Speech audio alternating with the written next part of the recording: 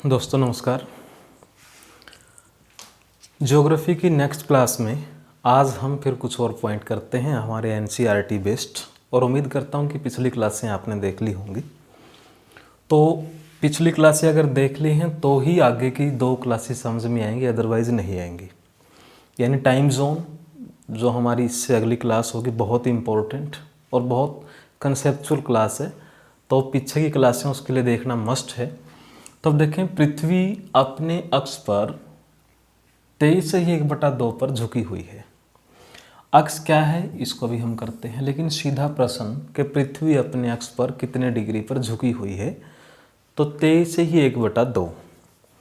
पृथ्वी का ध्रुवीय व्यास यानी पोलर डायमीटर और विषुवतीय व्यास कितना है, ये तो हम लिख लेते हैं, रट्टा मारने का है। 12,714 किलोमीटर, 12,756 किलोमीटर। अब हम दो पॉइंट यहाँ पर, एक तो अक्ष और एक व्यास क्या होता है। एक्सिस इसको बोलते हैं। एक्सिस का मतलब है पृथ्वी जिस बिंदु के या जिस लाइन के चारों तरफ घूमती हो उसको बोलते हैं अक्ष। आधा मिनट भी नहीं लगेगा, इसको आप समझेंगे। ऐसी काल्पनिक रेखा पृथ्वी जिसके चारों तरफ घूमती हो, यानी अपना चक्कर काटने में। वैसे तो जब रिवॉल्यूशन करती है तो सूरज के चारों तरफ चक्कर काटती है। अब देखें, अब ये जो लाइन है, इमेजरी लाइन, ये जो इन दोनों के बीच में यहाँ, यानी जो बीच में डंडी है, इसको आप मान सकते हैं। ये जो इस ग्लोब के बीच में डंडी है, इसको पृथ्वी का काल्पनिक अक्ष माना जाएगा, या इसी को अक्ष बोला जाएगा।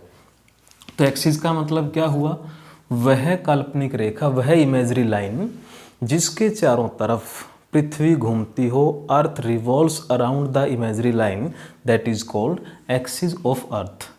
पृथ्वी का ध्रुवीय व्यास, पोलर डायमीटर और इक्वेटोरियल डायमीटर। तो डायमीटर का मतलब यहां पर क्या है,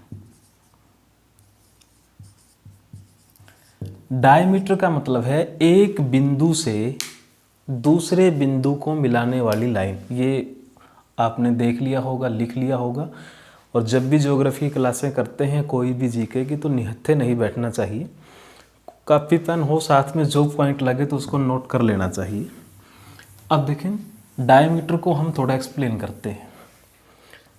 तो जैसे हम पृथ्वी का एक काल्पनिक चित्र फिर बनाते हैं। यहाँ पर हमने एक सर्कल यहाँ पर ड्रॉ किया। अब पृथ्वी पर जैसे अब ये लाइन है 2,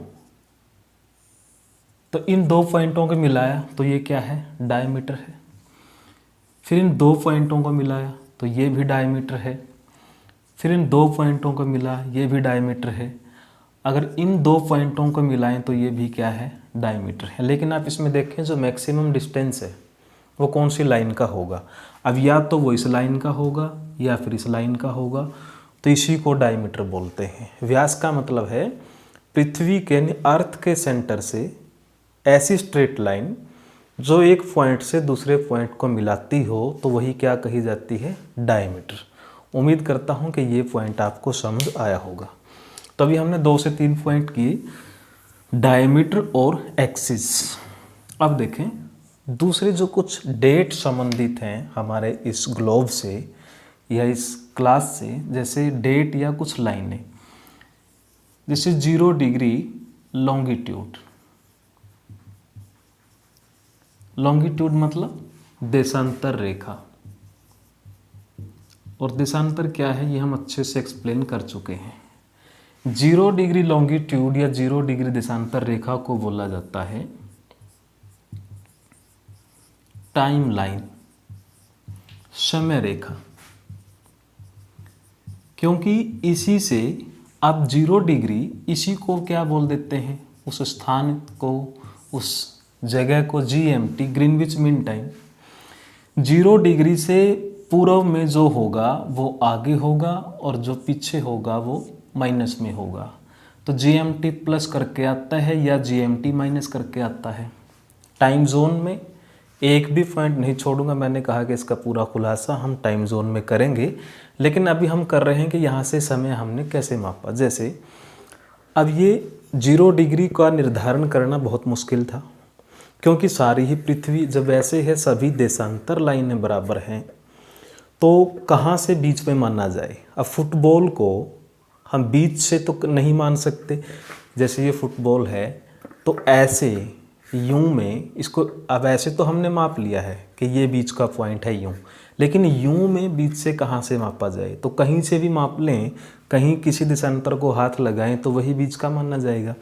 तो जो 0 डिग्री देशांतर है, लंदन के अंदर ये जगह है GMT, तो उसी को माना गया है। तो इसीलिए अब जैसे हम यूं करते हैं, अब इसको हमने बीच में मान लिया यूं, तो सूर्य जो है पूर्व से निकलता हमें दिखाई देता है, तो पूर्व के देशों में समय आगे होगा, तो इस GMT से उसको कर देते हैं प्लस, और यहाँ पर लेट थोड़ा सा सूर्य आएगा तो GMT माइनस, या हम कह सकते हैं ईस्ट में जो देश हैं उनका समय आगे होगा, या जिन देशों पे सूर्य की रोशनी पहले पड़ जाती है उन देशों का समय आगे होगा, जहाँ पर पीछे पड़ती है तो उनका समय भी पीछे होगा। तो इसीलिए 0 डिग्री देशांतर को ही क्या बोला गया है, इंटरनेशनल टाइम लाइन या अंतर्राष्ट्रीय समय रेखा। दूसरा, मैंने कहा कि इसको छोड़ेंगे नहीं, लेकिन ये भी एक तरह से पूरी ब्रीफ समरी है, अगर इसको आप समझें तो नेक्स्ट तो बिल्कुल आसानी से समझ आएगा। 180 degree longitude,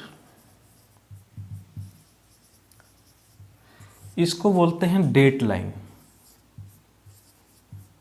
international date line या अंतर्राष्ट्रीय समय रेखा 180 डिग्री देशांतर को। और ये मैंने बहुत अच्छे से समझाया था, तो मैं उसी से मान करके चल रहा हूँ कि आपको पॉइंट आता होगा। तो जैसे डेट लाइन का मतलब है कि तारीख बदल जाती है, तो जैसे हमने यहाँ पे मैंने आपको बताया था कुछ इस तरह से कि हम यहाँ 0 से इस देशांतर से 117 लाइनें 179 ये वाली इस तरह खींच देते हैं, फिर 179 इस तरफ खींचते चलते हैं, और फिर हम वहाँ पर आ गए हैं जहाँ पर वो लाइनें हैं। तो 179 179 इन दोनों के बीच में कौन सी लाइन है, 180।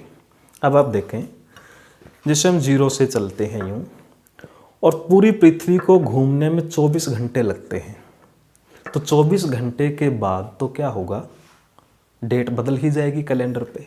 तो अब यहाँ पर देखें, जैसे हम इस 179 से घुमाना शुरू किए और पूरी पृथ्वी लगभग सारी ही घूम चुकी है, तो जब ये दोबारा 179 पे आके और 180 को भी क्रॉस कर जाएगी तो हमारा कैलेंडर में डेट अगले दिन की आ जाएगी। तो 180 डिग्री देशांतर को क्रॉस करते ही जो है तारीख बदल जाती है, इसीलिए इसको क्या बोलते हैं, इंटरनेशनल डेट लाइन। तो ये तब भी हमें करना है, लेकिन ये एक ब्रीफ समरी मैंने आपको बताई है। और 180 डिग्री देशांतर को कभी भी पूर्व पश्चिम नहीं बोला जाता, और बोला जाता है तो फिर दोनों ही बोला जाता है, यानी 180 डिग्री को पूर्वी 180 देशांतर या पश्चिमी 180 देशांतर नहीं बोल सकते, क्योंकि ये दोनों ही है, तो दोनों ही इसको बोलना पड़ेगा, क्योंकि ये कॉमन है बीच में, यानी पूर्व से भी यही 180 है, पश्चिम से भी यही 180 है। तो वन लाइनर में वैसे भी हमें याद कर लेना चाहिए कि 0 डिग्री समय रेखा है और 180 डिग्री क्या है, तिथि रेखा है, लेकिन दोनों में कॉमन पॉइंट क्या है कि दोनों देशांतर रेखाएं हैं, लॉन्गिट्यूड्स हैं। अब देखें 21 जून और 22 दिसंबर, इनका क्या महत्व है। 21 जून को बोलते हैं कैंसर सोलेस्टिक, और इसको बोलते हैं कैप्रिकॉर्न सोलेस्टिक। यानी देखिए, जो आप इंग्लिश में कह रहे थे तो बहुत सी शब्दावली आज इसमें आ रही है। करक संक्रांति, मकर संक्रांति, ये मैंने आपको बताया था कि 21 जून को सूर्य कर्क रेखा के ऊपर सीधा चमकता है। तो 21 जून को जब सूर्य कर्क रेखा के ऊपर सीधा चमकता है तो पूरे उत्तरी गोलार्ध में, यानी 21 जून की कंडीशन देखना, अगले पॉइंट में भी आपको समझ आएगी। जैसे इस साइड पे आप मान लें इमेजिनरी एक सन है, सूर्य है, और 21 जून को सूर्य ऐसे, ये पृथ्वी ऐसे है, तो 21 जून को ये सारे का सारा हिस्सा सूरज के सामने सबसे ज़्यादा आया हुआ है।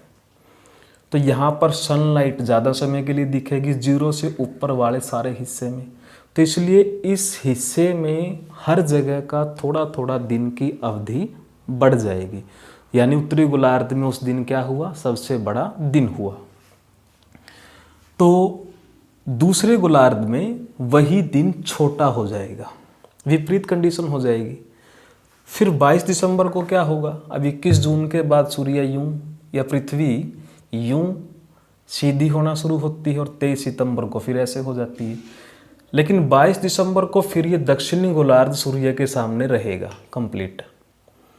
तो 22 दिसंबर को मकर रेखा पे यानी ट्रॉपिक ऑफ कैप्रिकॉर्न पे जब सूर्य की किरणें सीधी पड़ेंगी तो दक्षिणी गोलार्ध में यानी नीचे वाले इस पृथ्वी के आधे हिस्से में सूर्य ज़्यादा समय के लिए दिखेगा, तो हर जगह का जो दिन का टाइमिंग है बढ़ जाएगा। तो इसलिए दक्षिणी गोलार्ध में इस दिन क्या है, सबसे बड़ा दिन है, और वही दिन उत्तरी गोलार्ध में क्या होगा, छोटा हो जाएगा। क्योंकि जो दिन एक जगह बड़ा है हर जगह तो बड़ा नहीं हो सकता, दूसरी जगह पे तो वो छोटा ही होगा। तो और जो दिन एक जगह पे छोटा है वो छोटा इसीलिए है क्योंकि दूसरी जगह पे बड़ा है। तो इसलिए इनको बोलते हैं करक और मकर संक्रांति, कैंसर सोलेस्टिक और कैप्रिकॉर्न, क्योंकि ये ट्रॉपिक ऑफ कैंसर पे चमकता है और ये ट्रॉपिक ऑफ कैप्रिकॉर्न पे चमकता है। अब देखें कुछ और महत्वपूर्ण पॉइंट इसमें, जैसे हमारे पास है 2 डेट 3 जनवरी और 4 जुलाई, इसको बोलते हैं पेरिहेलियन और इसको बोलते हैं एपहेलियन, यानी इसको बोलते हैं हम उपसौर हिंदी में, इसको बोलते हैं अपसौर। 3 जनवरी को उपसौर का मतलब है सूर्य पृथ्वी के नज़दीक है, और नज़दीक का मतलब यहाँ पर है सबसे नज़दीक है। और 4 जुलाई को सर्वाधिक दूरी है, यानी सबसे अधिक दूरी है इस दिन।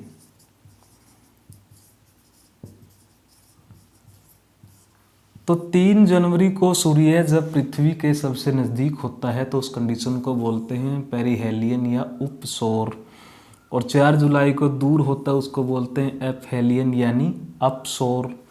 तब यहाँ पर समझने का पॉइंट क्या है कि पृथ्वी से सूर्य की जो हम दूरी लिखते हैं 15 करोड़ किलोमीटर, ये अप्रोक्सीमेटली है, एक्यूरेट नहीं है, लगभग है।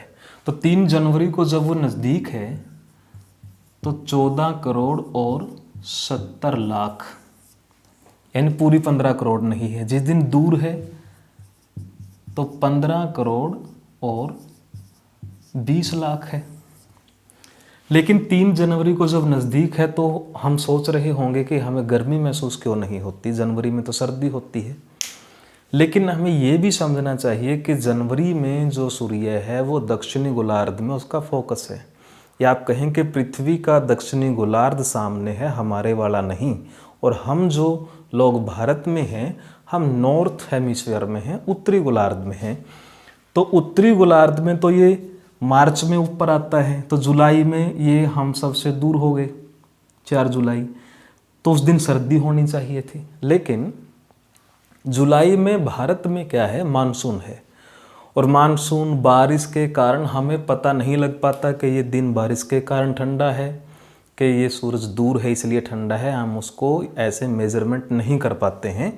तो 3 जनवरी 4 जुलाई का भी मैंने एक फैक्ट भी आपको बताया कि हम वो गर्मी सर्दी महसूस क्यों नहीं कर पा रहे हैं। तो 21 जून, 22 दिसंबर, 3 जनवरी, 4 जुलाई, 21 मार्च, 23 सितंबर हमने किया ही था कि पृथ्वी का कोई भी गोलार्ध, यानी उससे पहले किया था सूर्य के सामने नहीं होता, वो सीधी होती है। अब देखें, यूरोप में एक देश है नॉर्वे, इसको क्या बोलते हैं हम? मिडनाइट सन, यानी अर्धरात्रि के सूर्य का देश। यानी इस देश में क्या होता है, आधी रात में सूर्य दिखता है। इससे भी बड़ी हैरानी की बात अगर हम यहाँ पर लिखें, पोल्स पर यानी ध्रुवों पर जो लास्ट के सिरे हैं, अभी मैं दिखाऊं ग्लोब से, 6 महीने दिन रहता है।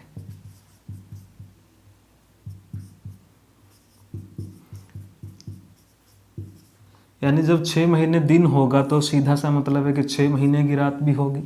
यानी 6 महीने दिन रात होते हैं, मतलब 6 महीने का दिन और 6 महीने की रात होती है। तो आश्चर्यजनक बात है, लेकिन अगर आप अब तक जितनी बार भी मैंने ग्लोब दिखाया है, अगर उसकी कीमिया आपने समझने की कोशिश की है तो बहुत अच्छे से समझ में आएगा। जैसे अभी मैंने आपको बताया था कि 21 जून को, या पहले मैं बताऊं कि 21 मार्च को सूर्य ऐसे होता है, सॉरी पृथ्वी ऐसे होती है और सूर्य इस साइड में है, ये मैंने पहले भी बताया था। तो पृथ्वी 21 मार्च को सूर्य के सामने बिल्कुल सीधी है, या आप कह सकते हैं कि सूर्य पृथ्वी के ऊपर 0 डिग्री पे सीधा चमकता है। यानी पृथ्वी और सूर्य की कंडीशन ये है। तो 21 मार्च के बाद फिर घूमते घूमते पृथ्वी यानी घूम भी रही है और सूर्य के सामने ये ऊपर वाला हिस्सा आधा झुकना शुरू करता है और यूं ही रहता है। लेकिन 21 जून को ये ऐसे झुक जाता है और जून के बाद फिर धीरे धीरे धीरे ऐसे आता है। तो 21 जून को ऐसे हुआ, और मैंने अभी आपको बताया था कि 21 जून को हर जगह का दिन की अवधि बढ़ जाती है। तो जून में तो भारत में आप देख लें, जून जुलाई में 7 साढ़े 7 बजे तक हमें सूरज दिखाई देता है। तो जो हमसे ऊपर के देश हैं ऐसे, और सूर्य की किरणें तिरछी यहाँ पड़ती हैं, पूरे के पूरे 6 महीने दिखाई देती हैं। लेकिन वहाँ तिरछी होने के कारण, क्योंकि पृथ्वी की शेप ही ऐसी है, गोल है, ऐसे स्ट्रेट नहीं है, गोल है, तो गोल होने के कारण किरणें तो 6 के 6 महीने दिखेंगी इस पोल पे, लेकिन उनमें गर्मी नहीं होती, सीधी पड़ेंगी तो ही गर्मी होगी। तो 21 जून को जब पृथ्वी यूं होती है तो एक नॉर्वे जो यूरोप में है, उस दिन वो भी सूरज के सामने बहुत ज़्यादा आ गया है। तो वहाँ पर जब रात के 10-11 बजे हुए हैं, जैसे हमारे यहाँ 7:30 बजे दिखाई देता है, अब सर्दियों में हमारे यहाँ देख ले 5 बजे सूरज छिपना शुरू करेगा और गर्मियों में 2.5 घंटे बढ़ जाता है। तो नॉर्वे का 21 जून को कंडीशन क्या होती है कि वो 10-11 साढ़े 11 बजे तक सूरज दिखाई देता है। तो इसलिए उसको क्या बोल दिया, आधी रात में सूर्य दिखाई दिया।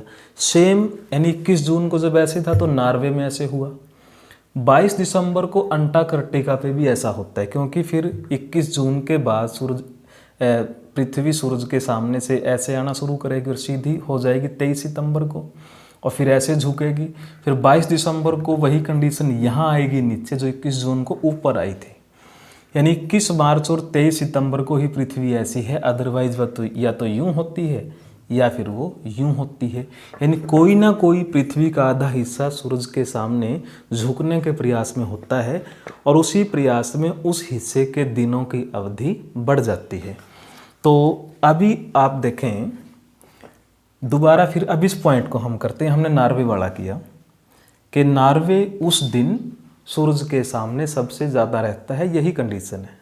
21 जून को वो पोजीशन होती है, अंटार्कटिका में 22 दिसंबर को होती है, लेकिन नॉर्वे को ही पॉइंट आउट करते हैं ज़्यादातर। तो पोल्स पे 6 महीने दिन रात कैसे होते हैं। अब 21 मार्च को पृथ्वी ऐसे है सीधी, फिर ऐसे झुकी, फिर ऐसे आई।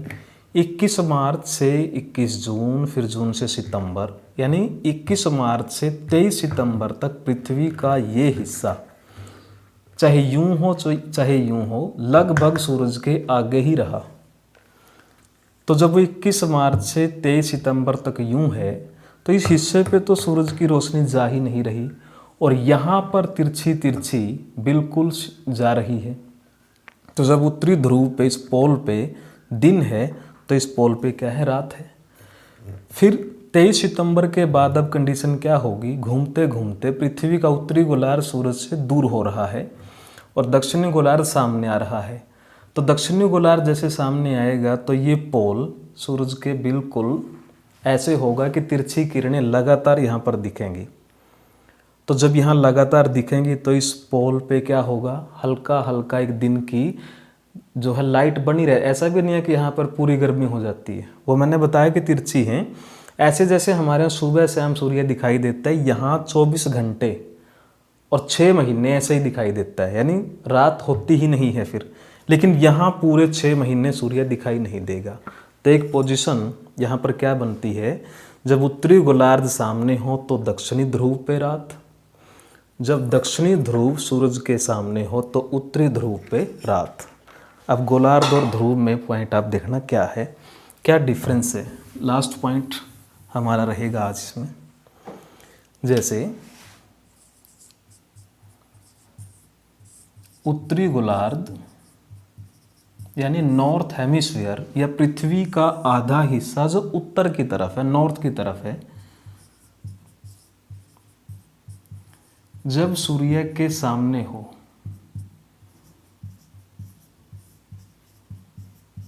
तो क्या होगा, और वो टाइम भी हमने कर लिया 21 मार्च से 23 सितंबर। उत्तरी गोलार्ध जब सूर्य के सामने हो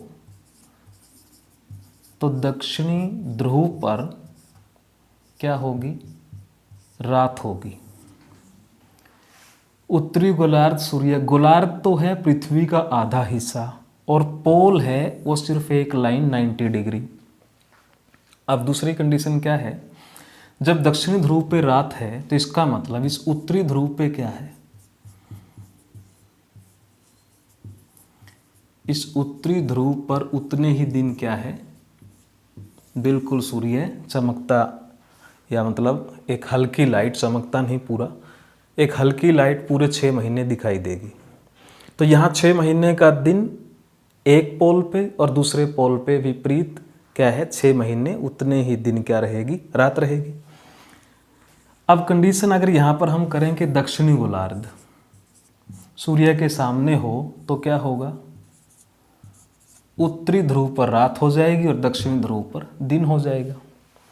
यानी गोलार्ध है पृथ्वी का आधा हिस्सा और ध्रुव उसी आधे हिस्से में से एक लाइन है। तो गोलार्ध अलग है, ध्रुव अलग है, ध्रुव केवल एक सबसे लास्ट वाली लाइन है।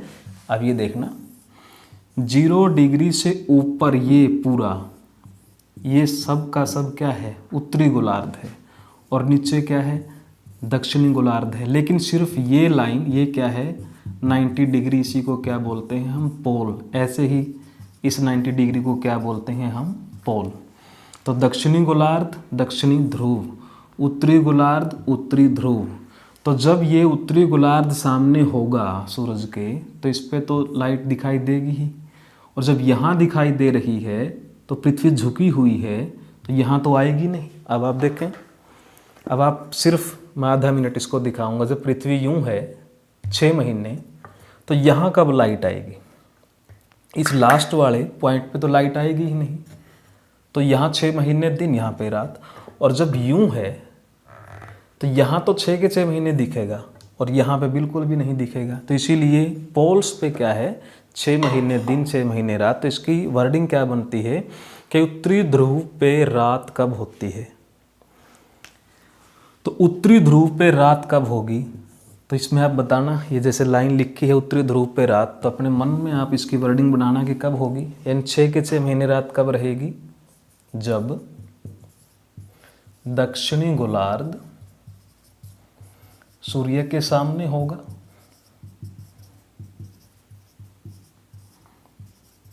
तभी तो वहां पर रात रहेगी, क्योंकि दक्षिणी गोलार्ध जब सूर्य के सामने है तो दक्षिणी ध्रुव पर ही क्या होगा, दिन, और इस पे क्या हो जाएगी, रात। और जब उत्तरी गोलार्ध, यहाँ पे लिखे उत्तरी गोलार्ध सूर्य के सामने हो तो दक्षिणी ध्रुव पर रात हो जाएगी, कंडीशन विपरीत हो जाएगी। तो एक गोलार्ध जब सामने होगा तो उसका विपरीत ध्रुव रात में आ जाएगा। उत्तरी गोलार्ध सूर्य के सामने होगा तो उत्तरी ध्रुव पे तो दिन रहेगा और दक्षिणी ध्रुव पे यानी लास्ट वाली लाइन पे क्या हो जाएगी, रात हो जाएगी।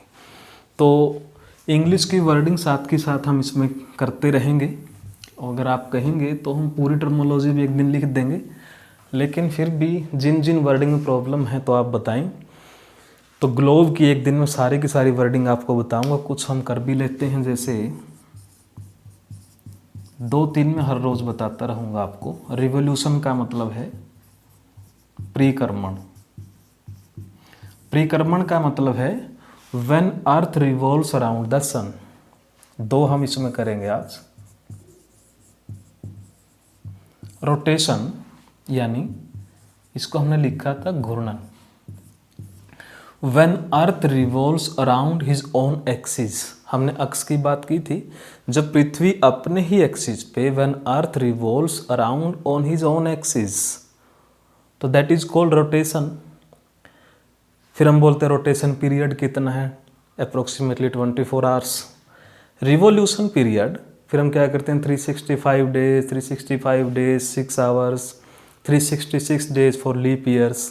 तो revolution means when earth revolves around the sun, that is called revolution period और दैट इज कॉल्ड रोटेशन। तो इनकी स्पीड भी आती है कि रोटेशन स्पीड कितनी है, रिवॉल्यूशन स्पीड कितनी है।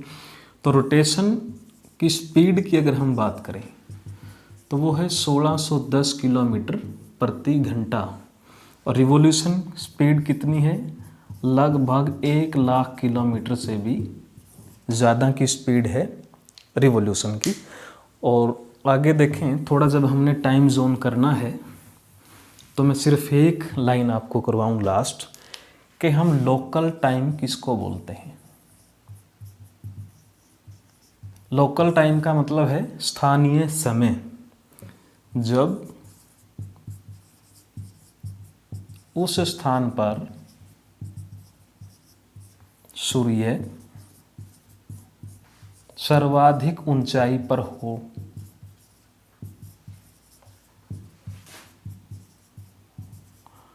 क्योंकि टाइम जोन में काम आएगा आपके। जब सूर्य हाईएस्ट एल्टीट्यूड पे हो, जैसे हम सुबह देखते हैं कि सूर्य निकला, हमें ईस्ट से निकलता दिखा, तो वो हाईएस्ट एल्टीट्यूड पे ऊंचाई पे नहीं है। अब वो धीरे धीरे आगे आया और लगभग 12 और 1 के बीच में हमारे सिर पे आ जाता है। तो वही क्या है, उस वक्त जो हम टाइम निश्चित करेंगे और लगभग उस वक्त दिन के 12 ही बजाए जाते हैं। तो स्थानीय समय हमने कहाँ से लिया, जब सूर्य उस जगह पे बिल्कुल बीच में आ जाता है तो वहाँ पे हम 12 का टाइम कर देते हैं और फिर टाइम को आगे चलाते रहते हैं, वो जैसा भी चलता है। तो उसी को क्या बोलते हैं, लोकल टाइम यानी स्थानीय समय। एक स्टैंडर्ड टाइम होता है वो अलग है, तो स्टैंडर्ड टाइम टाइम जोन के साथ जोड़ेंगे हम। तो ये हमारी क्लास थी आज की इन चीज़ों पे। तो आपको समझ आ रहा होगा। समझ में नहीं आता है तो आप वीडियो पॉज करें, थोड़ा सोचें और निहत्थे मत बैठा करिए, कापी पेन लेकर के ज़रूर बैठा करिए, ताकि कुछ आप उस पर करेक्शन करते रहें, कुछ काट छाट करते रहें, तब चीज़ें समझ में आती हैं। सुन के चीज़ें समझ में नहीं आती, सुन और देख के। थोड़ा थोड़ा अपने मूवमेंट हाथ का चलता रहे, दिमाग का भी चलता रहे, तो समझ में आती हैं। तो आप जुड़े रहिए विश्वास के साथ। पूरी हम ज्योग्राफी करेंगे बहुत अच्छे से और अपने दोस्तों को भी जोड़ते रहिए अगर आपको अच्छा लगता है। धन्यवाद।